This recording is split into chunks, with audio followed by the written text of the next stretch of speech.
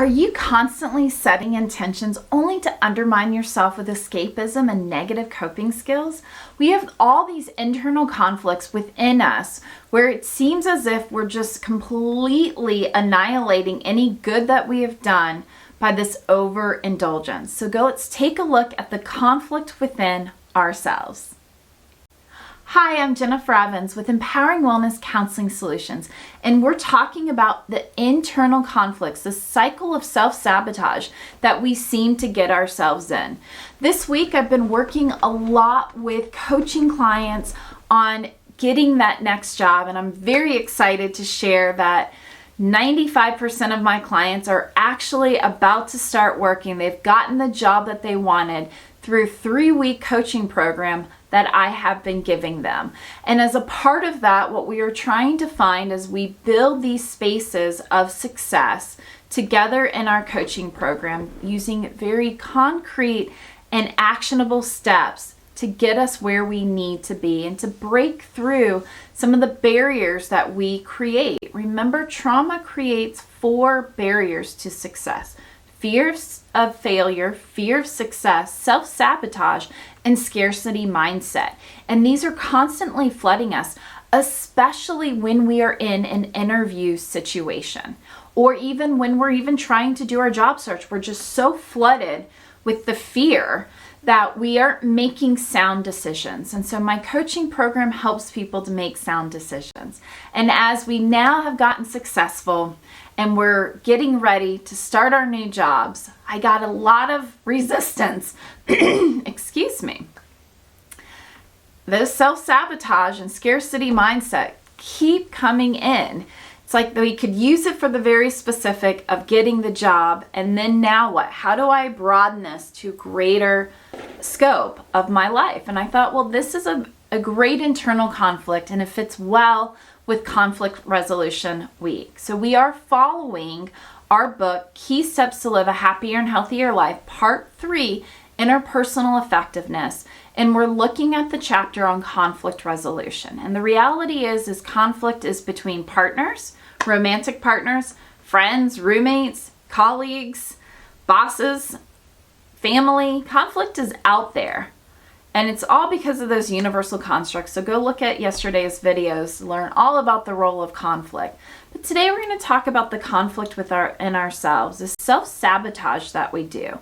And so one of the things that I really like, and as we are building a routine for success, this is in my part 1 of the key steps to happier and healthier life, is we talk about atomic habits and we talk about how to really build success. After we've defined our framework for what success is and how to make decisions based on our values, we then go into accountability and vulnerability. And a part of that are these very important therapeutic ideas and approaches that allow us to be consistent and to be present with ourselves and really to be present with others as we are pursuing our own values.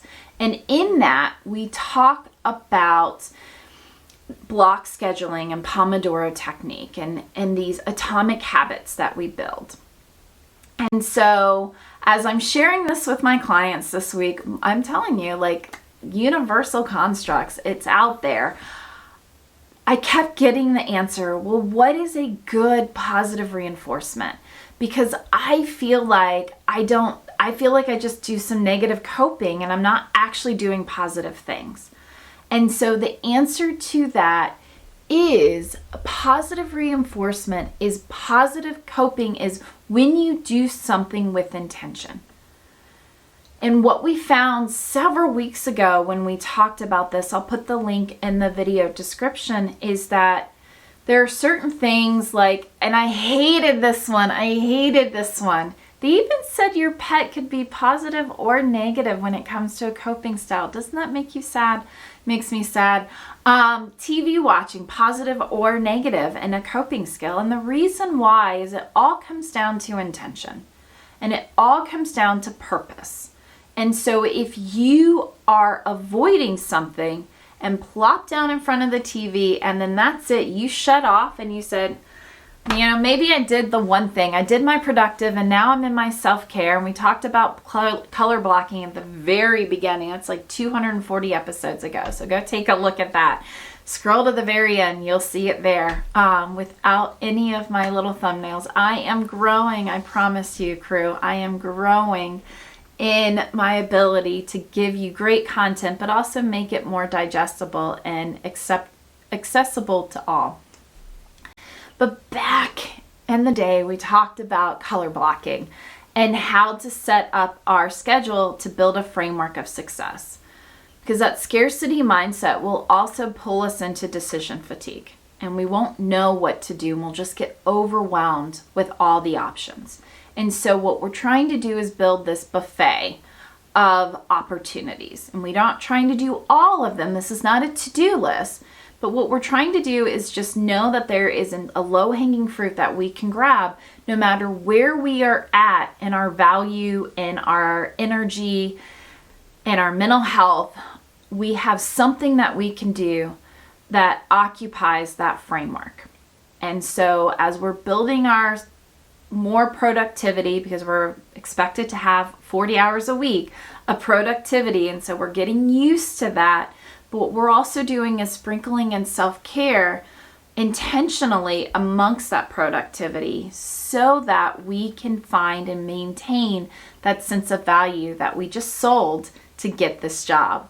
And so what that looks like is setting intentions. Again, you can watch TV, but watch it on a timer and get up and shift your game when that episode is over or that timer goes off.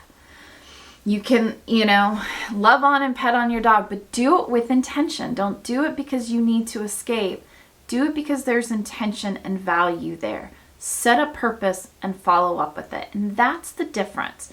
And we have these false dichotomies because we have this idea of productivity and pleasure. And then we start to say, well, I deserve this, right? And now we're getting into the language of discipline, right? We say, I have shame and guilt around something. This is in a blog article on my website, counselingwellnesssolutions.com. And I also did a video on it back around, right around Christmas, right before the New Year, as we were setting our intentions for the new year. The language of discipline says that we start to find shame, so we put heightened work around something or restrictions around something. And we realize we have no willpower, so then we completely overindulge. And this is productivity and pleasure. We find ourselves overly productive, so then we completely indulge ourselves. Like we say, I really need to indulge now. I was really, really good, so I really need to indulge. And we develop this, especially as high achievers, we develop unsustainable reward punishment cycles. This is all a part of that language of discipline. We start to see how we want to do more perfectionism, and then we get stuck in wanting to rot and do nothing. How many times have we overachieved and then we're just like, I just want to rot now. I just want to kind of sit back and do nothing. And the point is we need balance. Balance is everything in life. And if we don't have balance, then we really have nothing. So it's important to get the balance. And when we are looking at the brain, what we find is the negative cycle: distressing thought, feeling, or belief, avoidance, escapism, leads to a short-term dopamine pull, but long-term anxious growth. Long-term, this is the negative cycle that I have built. Devaluing, implicit and explicit devaluing, low capacity, and low motivation to want to do better. So once you start in the avoidant, escapist place, when you do things to indulge yourself, but there's no intention, you are escaping, you're in a negative cycle. You're not in a positive cycle. You're on the bank of suffering and despair, and you think you're on growth and strength building. Acceptance, awareness, acceptance, so we can find action. And so what we want to do is we want to have these brain-based techniques. As a brain coach, as a licensed mental health counselor, the techniques we want to do to integrate healthy indulgence into our success path. And healthy indulgence is all about balance and neutrality and intention. So we can have the chocolate, but know what you want that chocolate for.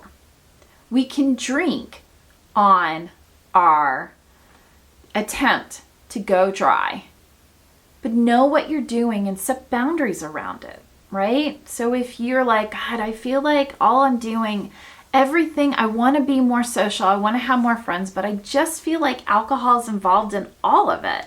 And I don't really like how I feel anymore. I'm not in my early 20s anymore.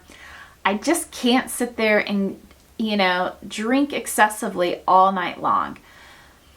But I don't really want to cut it out. I don't think there's a problem. I'm not doing anything. I don't have consequences related to my drinking. I just don't want to drink so much. And I just feel like I get lost in it. I get lost in the whole social experience. So be more mindful. Start with mini habits, right? It goes back to habit stacking, mini habits. Every time you order an alcohol drink, order a glass of water. And then just say, okay, I'm not going to order a new alcohol drink until my water is drank. That's going to give you time. It's going to give you space. It's going to give you hydration, right? Something as simple as that. Oh, just drink the water. Then I can drink my alcohol drink. And that's going to be cheaper. I'm going to feel a lot better the next day. Like, I'm not going to have so many consequences of my alcohol use, but I'm still being social. I'm still being out there.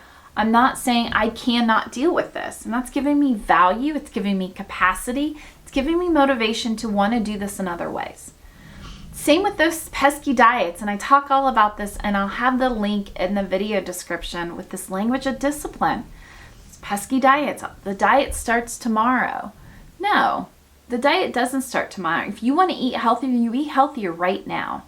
You make your choice right now. You be intentional. Oh, but my friend's birthday's coming up. I'm going to get the steak. I'm going to have like margaritas. Like, this is going to be a thing. No. What happens is you don't say, well, I can't participate in the birthday dinner. I have no self-control. You say, you go back to the water thing. And then you say, okay, normally I would get a potato or a French fries with whatever, beef situation I'm having, because that's how I celebrate. But instead, I'm going to choose a salad. And I'm not going to like the salad less and feel like, God, like I suck. Like, I can't believe I'm eating a salad. You're going to enjoy it. Like, it's delicious. You're actually probably going to enjoy it more than what a traditional side is that you push. So be creative and find just one substitution, one thing that you can do. Don't do everything. Do one thing. That is the proven strategy to transform your relationship with rest and rewards, with recovery and productivity. Is this balance of one thing, right? Balance is one small increment at a time. It's not everything or nothing. It's just one thing. Focus on one thing. How can I be intentional? How can I intentionally put one thing into this mix and start building atomic habits around how I interact with it? If you like this, please go and subscribe, get more information like this. I have my key steps to live a happier and healthier life series. I have a framework of success, which is called A Life Worth Living. I have emotional regulation, and we have what we're going through in these series right now is interpersonal effectiveness. And if you look at mastering your inner game, what you find is this is the mastering of the inner game. Emotional regulation, grounding, we always start with mindfulness. Leadership development, which is your executive function. Self-awareness. Awareness is a part of the awareness, action, and acceptance model of growth. And social intelligence, which is what we're diving into now. They all play on each other, and this is how we become happier, healthier people in a more purpose-driven life. So go subscribe, www.counselingwellnesssolutions.com has all of these articles, the language of discipline, the 3 P's that are performance, are proven performance, and it's another P of hindrance, of killers, really, is performance killers. All of these are on that website to help you find the toolkit that's right for you to jumpstart your happier and healthier life. And I am here. You can do a 15-minute wellness insight to be able to better understand kind of what your barriers are and what are some action-oriented steps we can take to get you on the right path. Thank you so much. Thanks for watching. Today's insights helped you to reflect more on insights on how to live more intentionally in your relationships or in your professional or personal growth. Please give this video a like and thumbs up and share it with others who could also use the insight and support.